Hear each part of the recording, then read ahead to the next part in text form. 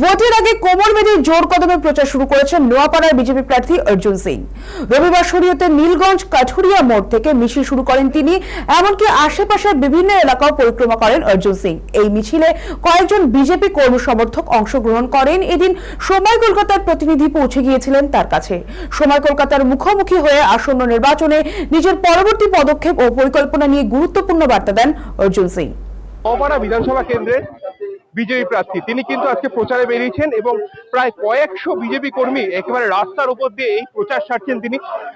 আমি সরাসরি অর্জুন বাবুর কাছে চলে। অর্জুন, কি মনে হচ্ছে, কি আপনি রাস্তায় বেরিয়েছেন, মানুষের সাথে ঘুরছেন, কি বুঝতে পারছেন? মানুষ পরিবর্তনের পক্ষে রায় দেবে, মানুষের এক্সপ্রেশন, আই কন্ট্যাক্ট এটাই বলছে।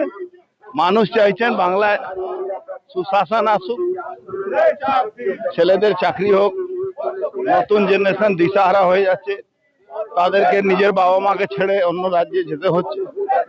সমস্ত ব্যাপারটাকে নিয়ে এই সরকার, পশ্চিমবাংলা সরকার কোনোভাবে মানুষকে বিশ্বাস করাতে পারছে নাকি তারা সরকার ভালোভাবে চালাচ্ছে বা চালাবে।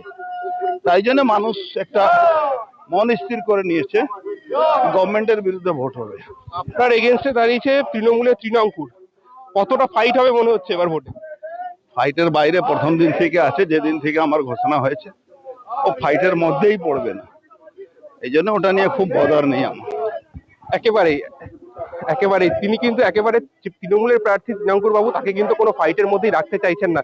এই মুহূর্তে যে মিছিল, সেই মিছিল কিন্তু ধীরে ধীরে এগিয়ে চলছে এবং কয়েকশো বিজেপি যা কর্মী সমর্থক রয়েছে তারা কিন্তু হাতে ঝান্ডা নিয়ে একেবারে গলির মধ্যে ঢুকে যাচ্ছেন তারা, এবং এই মিছিল কিন্তু ধীরে ধীরে এগিয়ে চলেছে।